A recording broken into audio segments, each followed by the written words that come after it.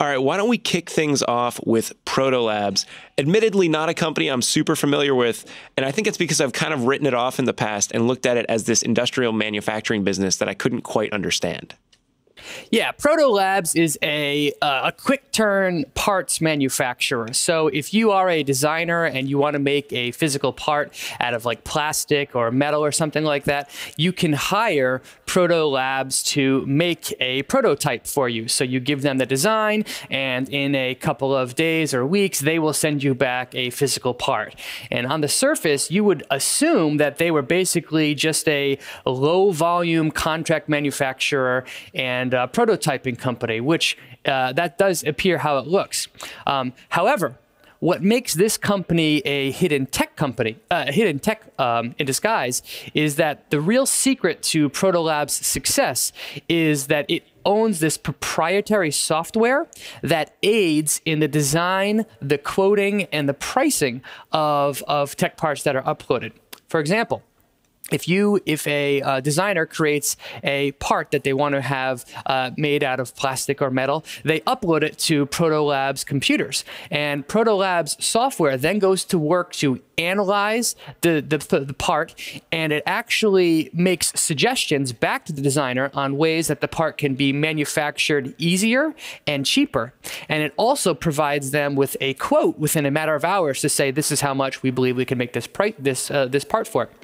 That stands in stark contrast to most contract manufacturers, because when they get a quote, they have to manually go through and look at it and actually decide how much they want to charge for that. And that process, just the quoting process with traditional manufacturers, can take weeks. So the fact that Protolabs has automated the process and can get quote and feedback to designers in a matter of hours gives them an incredible competitive advantage.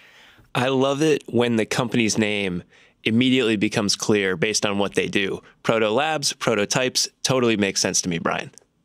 Yeah, they try to make it obvious.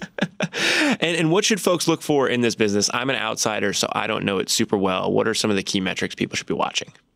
Sure. The traditional ones are worth paying attention to, which is revenue growth, profit growth. This business is scaling right nicely. It is growing at about 20% annualized.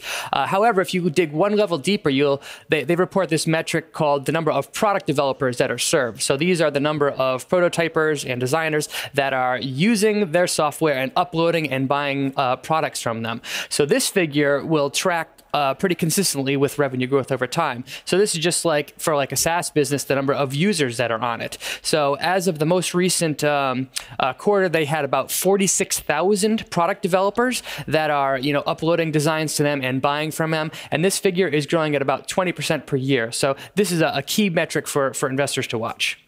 So the gist of this company is basically they have used software to take something that would otherwise be incredibly onerous and tedious to do, might even make scaling something very difficult, and instead turned it into a pretty significant competitive advantage. Yeah, that's correct. And what their real advantage is their software allows them to be much faster than traditional manufacturers. You have the manufacturers on the high end that do very high volume production, and then there's a lot of mom and pop shops that do very low volume production of a kind of specialized part. Protolabs is kind of in the middle of those two, where they can offer extremely fast turnaround on parts. And that really matters in today's economy, where speed to market is everything.